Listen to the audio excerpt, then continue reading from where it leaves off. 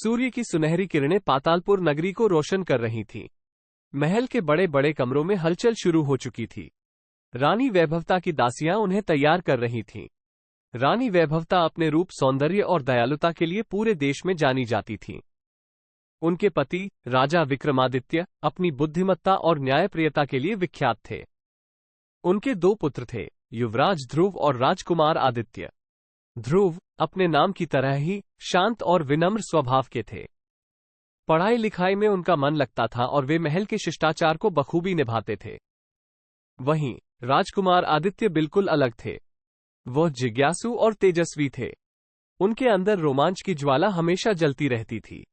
उन्हें महल के बंद कमरे और शाही नियम पसंद नहीं थे। उन्हें जंगल की कहानियां सुनना और घोड़ों पर सवार होकर खुले मैदानों में दौड़ना ज्यादा अच्छा लगता था। एक सुबह जब राजकुमार आदित्य अपनी माता के कक्ष में उनका अभिवादन कर रहे थे, तो उनकी नजर बगीचे से आती हुई सूर्य की किरणों पर पड़ी। किरणें रंग बिरंगे फूलों पर चमक रही थीं, जिससे वे और भी आकर्षक लग रहे थे। आदित्य ने रानी वैभवता से इजाजत मांगी और बगीचे की तरफ दौड़ पड़े। बगीचा महल के पीछे स्थित था और उसमें तरह तरह के फूलों के पौधे लगे हुए थे। तितलियां फूलों के बीच मंडरा रही थीं और चिड़ियां मीठे स्वरों में गा रही थीं। बगीचे में घूमते हुए आदित्य की नजर अचानक एक चमकती हुई तितली पर पड़ी। उसकी पंख नीले आसमान का प्रतिबिंब लग रहे थे। उसने पहले कभी इतनी खूबसूरत तितली नहीं देखी थी। वह उसे पकड़ने के लिए दौड़ पड़ा। तितली फूल से फूल पर उड़ती जा रही थी, मानो आदित्य को जंगल की तरफ खींच रही हो। आदित्य इतने तल्लीन होकर तितली का पीछा कर रहे थे कि उन्हें पता ही नहीं चला कि वे कब महल के बगीचे से बाहर निकल आए थे। जंगल घना होता जा रहा था। ऊंचे ऊंचे पेड़ों ने सूर्य की किरणों को भी रोक लिया था। जंगल की हवा में एक अलग ही तरह की गंध थी। आदित्य थोड़ा डरने लगे, लेकिन तितली को पकड़ने का लोभ उन्हें आगे बढ़ा रहा था। अचानक तितली एक पेड़ के पीछे छिप गई। आदित्य भी पेड़ के पास पहुंचे और झांक कर देखने लगे, लेकिन तितली उन्हें कहीं नहीं दिखी। थोड़ी देर में उन्हें एहसास हुआ कि वे रास्ता भटक गए हैं। महल वापस जाने का रास्ता उन्हें नहीं दिख रहा था। घबराहट होने लगी। सूर्य भी धीरे धीरे अस्त होने लगा था। जंगल में अंधेरा छा रहा था। जंगल के अजीब अजीब शोर आदित्य को और भी डरा रहे थे। उन्होंने महल के वालों को पुकारने की कोशिश की, लेकिन उनकी आवाज जंगल के शोर में खो गई। अचानक उन्हें सामने आग जलते हुए दिखाई दी, जैसे कोई मिट्टी का दीपक जला हो। आदित्य आशा की किरण लेकर आग की तरफ दौड़ पड़े। आग के पास पहुंचने पर उन्होंने देखा कि एक बूढ़ा साधु जमीन पर बैठा हुआ है। उसके सफेद बाल लंबे थे और उसकी दाढ़ी उसकी छाती तक पहुंच रही थी। उसके चेहरे पर शांति झलक रही थी। आदित्य साधु के पास गए और घबराते हुए कहा, बाबा, मैं रास्ता भटक गया हूं। मुझे वापस महल जाने का रास्ता नहीं मिल रहा है। साधु ने आदित्य को ध्यान से देखा और पूछा, बालक, तुम यहां कैसे आए? आदित्य ने सांस लेते हुए सारी कहानी साधु को सुना दी। उन्होंने बताया कि कैसे वो एक तितली का पीछा करते हुए जंगल में आ गए और अब रास्ता भटक गए हैं। साधु मुस्कुराया और कहा, बेटा, तुम डरो मत। रात हो चुकी है। जंगल में रात को घूमना खतरनाक है। तुम मेरे पास ही रात बिताओ। सुबह होते ही मैं तुम्हें महल का रास्ता दिखा दूंगा। आदित्य को थोड़ा आराम मिला। उन्होंने साधु को धन्यवाद दिया और उसके पास बैठ गए।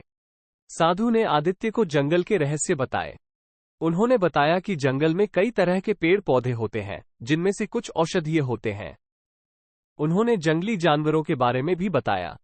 रात भर जंगल की आवाजें आदित्य को डराती रहीं, लेकिन साधु की मौजूदगी उन्हें थोड़ा भरोसा देती रही। सुबह होते ही साधु आदित्य को जंगल के अंदर ले जाने लगा। आदित्य ने पूछा, बाबा, हम जंगल के और अंदर क्यों जा रहे हैं? महल तो दूसरी तरफ था। साधु ने जवाब दिया, बेटा, जंगल के रास्ते थोड़े उलझे हुए होते हैं, लेकिन तुम चिंता मत करो, मैं तुम्हें सही रास्ते से ले जा रहा हूं।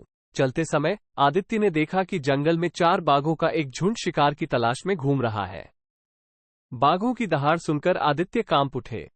उन्होंने साधु से सहमते हुए पूछा, बाबा, वे बाघ? साधु ने आदित्य को शांत रहने का इशारा किया। उन्होंने कहा, बेटा, तुम डरो मत। ये जंगली जानवर मुझे पहचानते हैं। आश्चर्यजनक रूप से बाघों का झुंड आदित्य और साधु के पास से कुछ ही दूरी से गुजर गया, जैसे उन्हें दोनों दिखाई ही नहीं दे रहे थे। आदित्य अपनी आंखों पर यकीन नहीं कर पाए। थोड़ी देर बाद जंगल कम घना होने लगा। पेड़ों के बीच से सूर्य की किरणें आने लगी। आदित्य को दूर से महल की चमकती हुई छतें दिखाई दी। आदित्य खुशी से उछल पड़े। उन्होंने साधु को गले लगा लिया और उन्हें धन्यवाद दिया। साधु ने उन्हें बताया कि जंगल की रक्षा करना उनका कर्तव्य है और वे अक्सर जंगल में खोए हुए लोगों की मदद करते हैं। आदित्य साधु को अलविदा कहकर महल की तरफ दौड़ पड़े।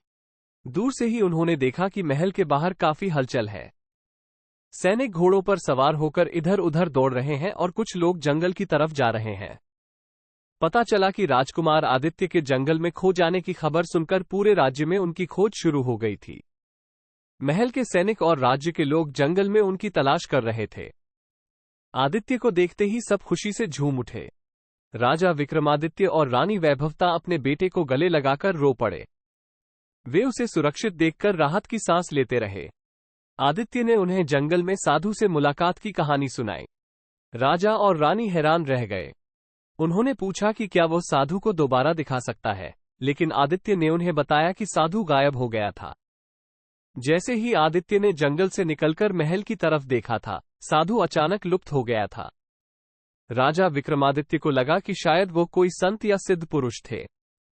उन्होंने आदेश दिया कि जंगल में उस साधु की खोज की जाए, लेकिन कहीं भी कोई सुराग नहीं मिला। ये घटना आदित्य के जीवन में एक रहस्य बनकर रह गई। वो अक्सर उस साधु को याद करते थे और जंगल की यात्राओं पर निकलते समय सावधानी बरतते थे।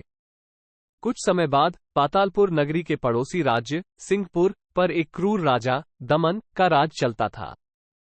राजा दमन अपनी क्रूरता के लिए जाना जाता था।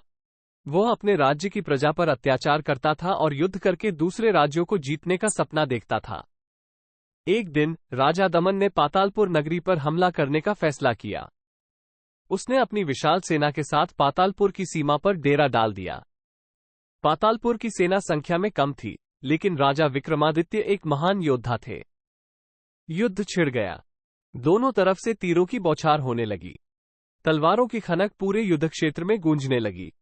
राजा विक्रमादित्य युद्ध में बहादुरी से लड़ रहे थे, लेकिन सिंहपुर की सेना ज्यादा थी।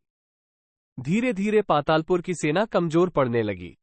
युद्ध के बीच अचानक जंगल की तरफ से चीखने की आवाजें आने लगी। जंगल से एक विशाल बाघों का झुंड बाहर निकल आया। वे दहाड़ते हुए सिंहपुर की सेना पर टूट पड़े। सिंहपुर के सैनिक बाघों को देखकर घबरा गए। उन्होंने कभी इतने सारे बाघों को एक साथ नहीं देखा था। वे युद्ध करना भूल गए और अपनी जान बचाने के लिए भागने लगे। इस मौके का फायदा उठाते हुए राजा विक्रमादित्य और उनकी सेना ने सिंहपुर की सेना पर जोरदार हमला किया। सिंहपुर की सेना युद्ध हार गई और राजा दमन को भागना पड़ा। पातालपुर की जीत हुई। पूरे राज्य में खुशी की लहर दौड़ गई। राजा विक्रमादित्य को विजेता के रूप में सम्मानित किया गया। ये जीत एक रहस्य बनी रही। किसी को नहीं पता था कि जंगल से अचानक बाघों का झुंड क्यों निकल आया था और सिंहपुर की सेना पर हमला कर दिया था। लेकिन राजकुमार आदित्य को कुछ शक हुआ। उन्हें जंगल में मिले साधु की याद आई। उन्हें लगा कि शायद वही साधु जंगल के जानवरों से उनकी मदद करने के लिए आया था। हालांकि ये सिर्फ एक शक ही था। राजा विक्रमादित्य और बाकी लोगों को इस रहस्य का पता कभी नहीं चला। लेकिन आदित्य हमेशा जंगल के उस रहस्यमयी साधु को याद रखते थे, जिसने उनकी और उनके राज्य की रक्षा की थी। ये कहानी हमें ये सिखाती है कि कभी कभी मदद अप्रत्याशित रूप से आती है। प्रकृति और उसके जीव भी हमारी रक्षा कर सकते हैं। साथ ही ये कहानी हमें जंगल और उसके रहस्यों का सम्मान करना भी सिखाती है।